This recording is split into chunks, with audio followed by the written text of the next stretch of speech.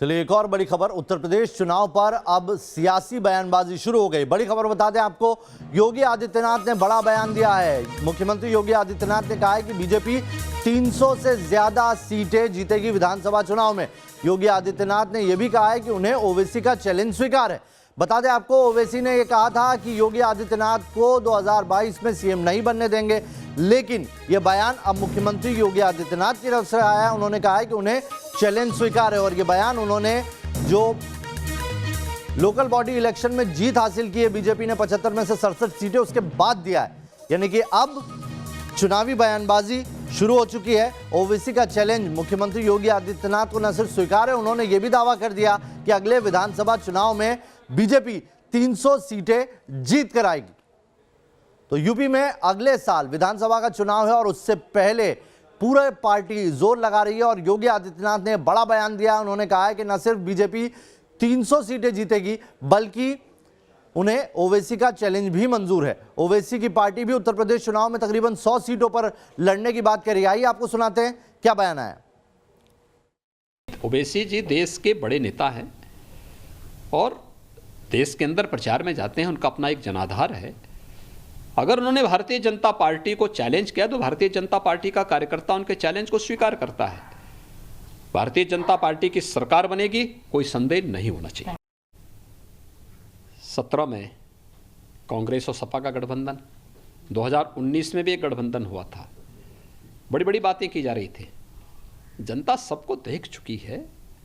आज उत्तर प्रदेश की जनता दंगाग्रस्त, अराजक, गुंडागर्दी, वंशवाद, जातिवाद से उभर करके आदरणीय प्रधानमंत्री जी के नेतृत्व में एक भारत श्रेष्ठ भारत के साथ, नए भारत के नए उत्तर प्रदेश के साथ आगे बढ़ रहा है। इसलिए नए भारत के नए उत्तर प्रदेश के लिए जब उत्तर प्रदेश की जनता जाति, मत, मजहब, क्षेत्र और भाषा से ऊपर उठ करके आगे बढ़ने के लिए तत्पर हो, तो ये सब गठबंधन कुछ नहीं कर सकते। भारतीय जनता पार्टी और सहयोगी दलों के लोग, हमारे सहयोगी दल मिलकर के प्रचंड बहुमत के साथ इस चुनाव में फिर से 2022 में प्रचंड बहुमत के साथ चुनाव जीतेंगे। हमारे राष्ट्रीय नेतृत्व ने 300 प्लस का लक्ष्य हमारे सामने रखा है। 300 से अधिक सीटें भारतीय जनता पार्टी जीत करके आगे बढ़ेगी, इसमें कोई संदेह नहीं होना चाहिए। ओवैसी जैसे लोग कुछ माने रखते हैं। ओवैसी जी देश के बड़े नेता हैं और देश के अंदर प्रचार में जाते हैं, उनका अपना एक जनाधार है। अगर उन्होंने भारतीय जनता पार्टी को चैलेंज किया तो भारतीय जनता पार्टी का कार्यकर्ता उनके चैलेंज को स्वीकार करता है। भारतीय जनता पार्टी की सरकार बनेगी, कोई संदेह नहीं होना चाहिए। तो योगी ने स्वीकार कर लिया है चैलेंज, लेकिन आपको यह दिखाते हैं कि ओवैसी ने योगी आदित्यनाथ पर क्या कहा था, जिसका जवाब उन्होंने अभी दिया।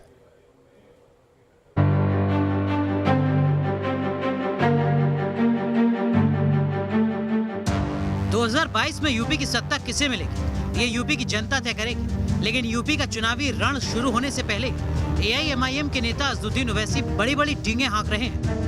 इंशाअल्लाह दोबारा योगी को उत्तर प्रदेश का मुख्यमंत्री नहीं बनने देंगे। अगर हमारे हौसले बुलंद रहेंगे, मेहनत करेंगे तो सब कुछ होगा इंशाअल्लाह ताला। मगर हमारी कोशिश यही है कि दोबारा उत्तर प्रदेश में बीजेपी की सरकार ना बने।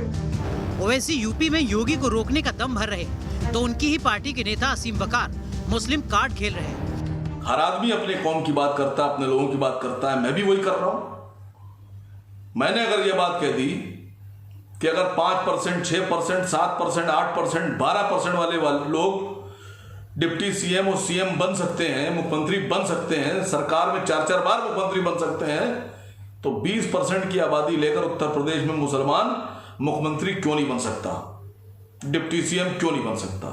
मेरी कौन सी बात गलत है? असीम वकार की नजर यूपी के 20% मुस्लिम वोट बैंक पर है। यूपी में 100 सीटें ऐसी हैं जहां मुस्लिम मतदाता जीत और हार तय करते हैं। माना जाता है कि अभी तक यूपी का मुसलमान समाजवादी पार्टी के साथ रहा है। ऐसे में असीम वकार ने मुस्लिम कार्ड खेला तो कांग्रेस से लेकर समाजवादी पार्टी के नेताओं ने पलटवार करने में देर नहीं की। यहाँ पर प्रधानमंत्री हो या मुख्यमंत्री हो, जो नागरिक है और जो कांग्रेस का सच्चा सिपाही है,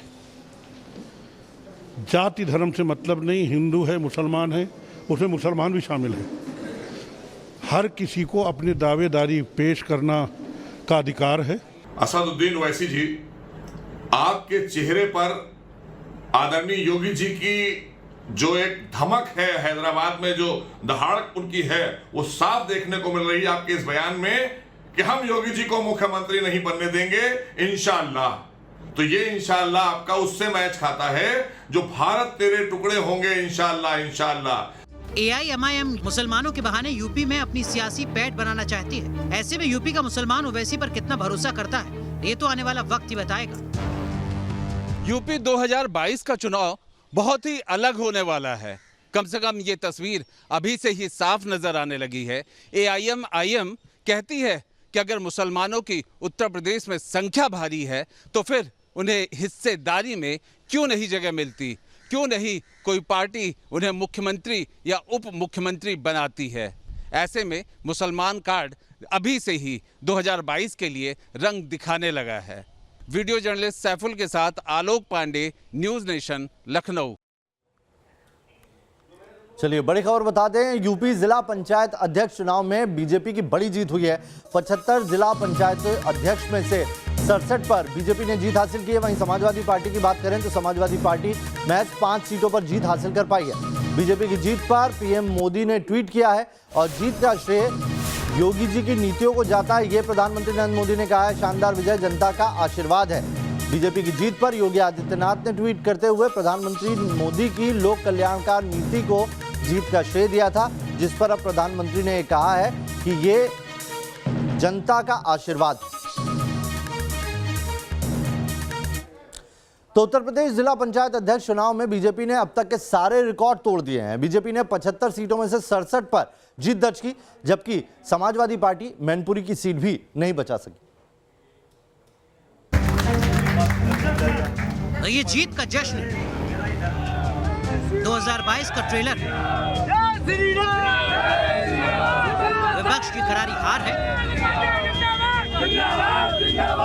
ये जीत योगी राज की, ये जीत योगी के सुशासन की, ये जीत यूपी में बाहुबल को करारा जवाब।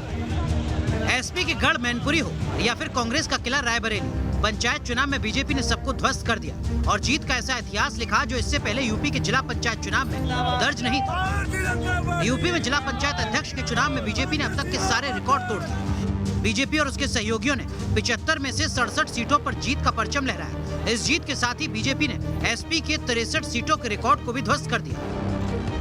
जिला पंचायत अध्यक्ष के चुनाव में बीजेपी को 75 में से 67 सीटों पर जीत मिली है, तो वहीं एसपी और उसकी सहयोगी पार्टी 6 सीटों पर जीत हासिल करने में कामयाब रही, जबकि 2 सीटें अन्य के खाते में गई हैं। वास्तव में